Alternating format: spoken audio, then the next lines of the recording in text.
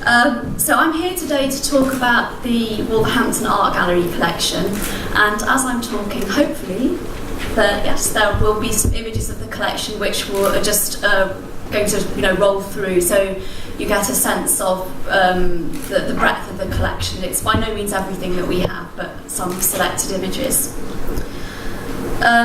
So the collections at Wolverhampton are political by nature, and I could have focused on a number of themes for this presentation, because our general theme for contemporary collecting really since the 1990s has been around the theme of conflict, although that's been interpreted quite loosely really to cover themes of social and political unrest, as well as war and conflict around the world where British foreign policy is impacted.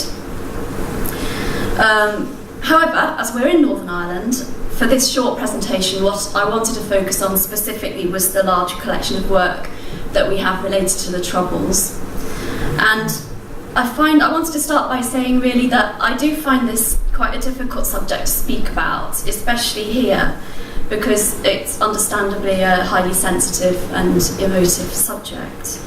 And I think from the start, people will start to make assumptions about what kind of perspective you're coming from. So, your name, for example. So my name is NUGENT, or NUGENT, as they like to say it in England. I don't actually have any Irish heritage. NUGENT is my husband's name. His family are from Liverpool. They did come from Ireland at some point in history. But that's something to be to be clear about. And I think one of the things we talk about quite a lot in terms of collecting as well, on themes which are contentious, is about having a balanced perspective and being neutral and being representative. And that's not just in the context of Troubles art. But I'm acutely aware, having worked with this collection for over 20 years now, how difficult that is to achieve in reality, because everybody has their own experiences and they exercise some degree of subjectivity, however unconscious that might be. And although I'm representing an institution, like everybody, I've got my own points of reference to draw on, so I'd like to start just by briefly saying a little bit about me and getting that out in the open. So I was born in 1971, and I grew up in the 70s and 80s in a small village in Warwickshire. So I grew up at a time when the Troubles was very much in the news, and I remember being driven to school by my mother, listening to the Today programme, and there were often two Irish politicians arguing on the radio. And at that time, it was the time when members of Republican parties, and some Loyalist parties too, would have their voices dubbed on TV, just as a way that broadcasters found getting around the ban on broadcasting. And so that was something that was really quite bizarre to watch, I remember. And my father worked in the centre of Birmingham, and the pub in the Rotunda in Birmingham, which was bombed by the IRA in 1974, was one where he and his colleagues used to go drinking. So I suppose the violence did feel quite close to home in a way, and my sisters and I always worried about bombs, and especially when we went into Birmingham and big cities. And my parents were very liberal people really, but they had their own views on what should be done to resolve the issues, which weren't particularly sympathetic to the people here. And I think there was an attitude that in a way was quite a prevailing attitude, that what was going on was over there, and what did it have to do with the British government? Why were they intervening, and what does it have to do with us? And I think even as a child, that was something that I would stop and think, well, hang on, there's some history here, and this is, quite complicated. Anyway, that was just a small digression about me, but I think that attitude about that sort of detachment in a way was something that was quite widely held in mainland UK, and I think that was one of the reasons why very few museums, certainly regional museums, even those which had large Irish communities, weren't really collecting work that directly addressed the Troubles.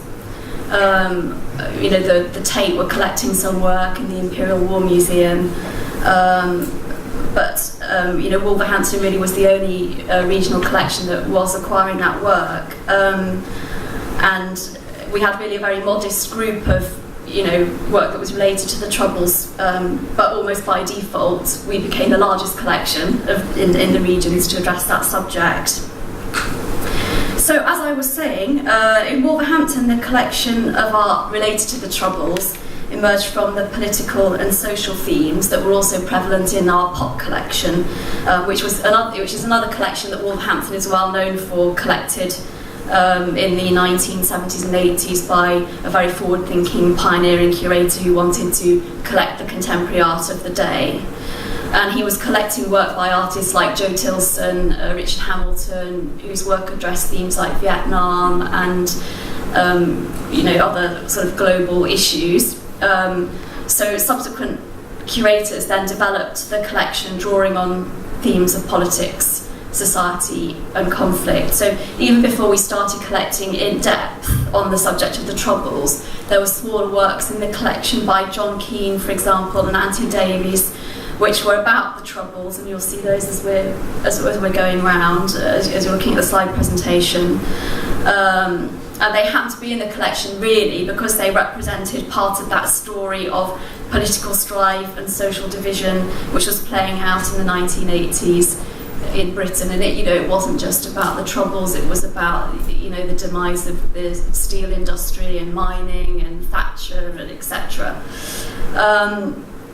So we really started collecting in depth around the theme of the Troubles when we were collecting through the Contemporary Art Society.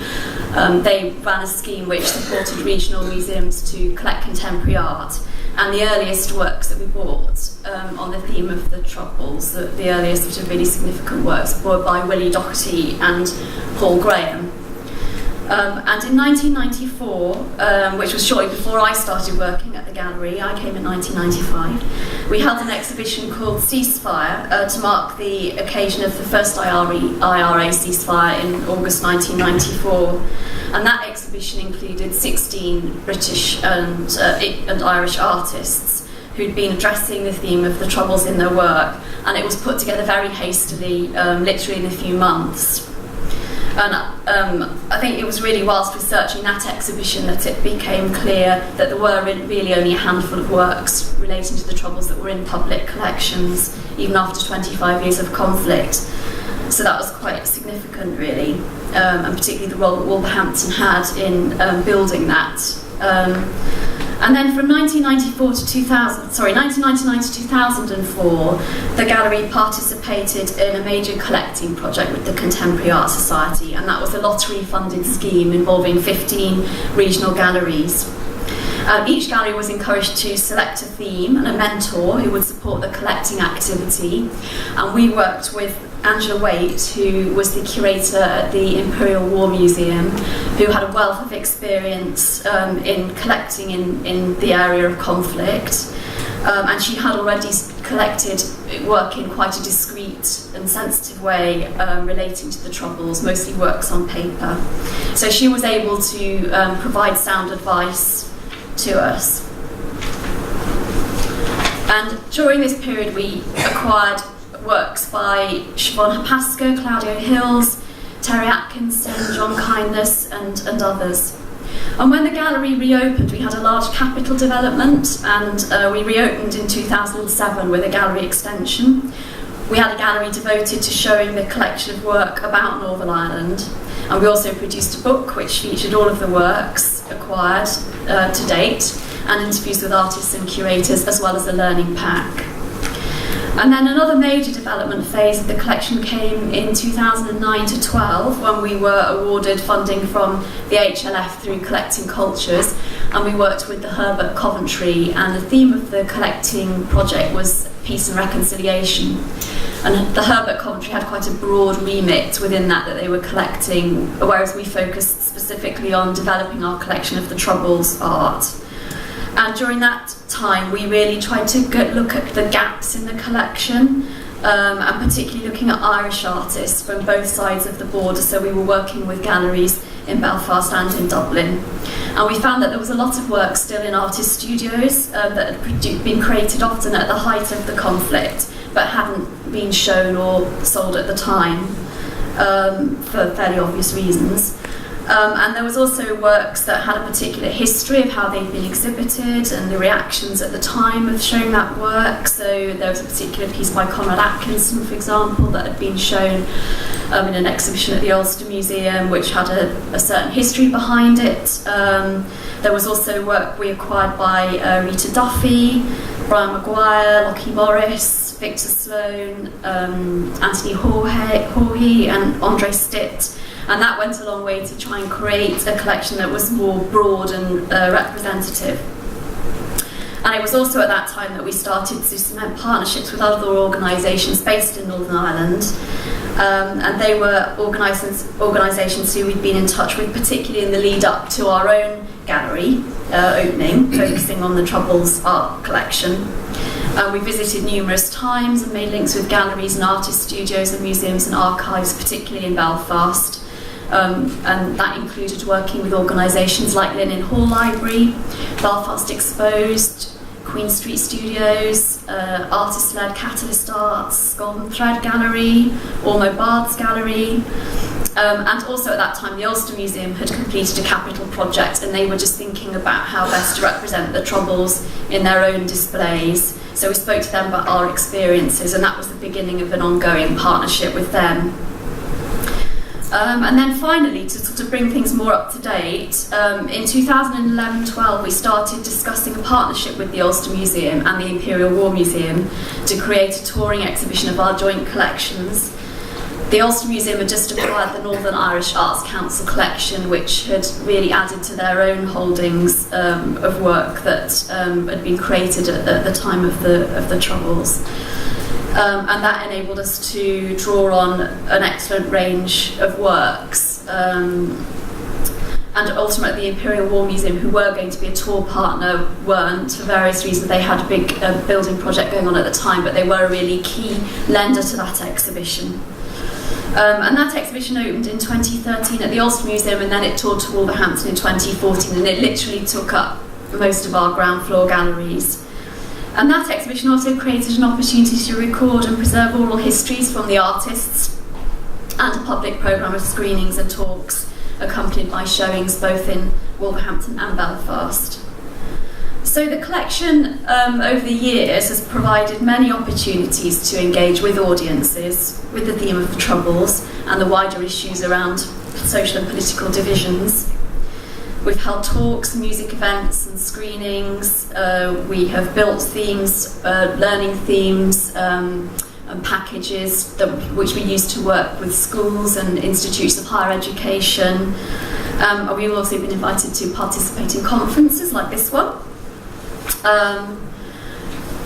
So I think it's really important that, I know we're going to talk a bit more in a minute about, artists' responses and, what that means in terms of contextualising conflict. But I think artists might not be able to change the world, but their work opens up debate and it's a catalyst to discussion, and that's how we've always, used it in the context of our own work. And I'll just leave you with a comment from the Art of the Troubles exhibition. This was a member of the public who wrote, "Art can tread where words and politics often can't. Art can powerfully capture what words fail to."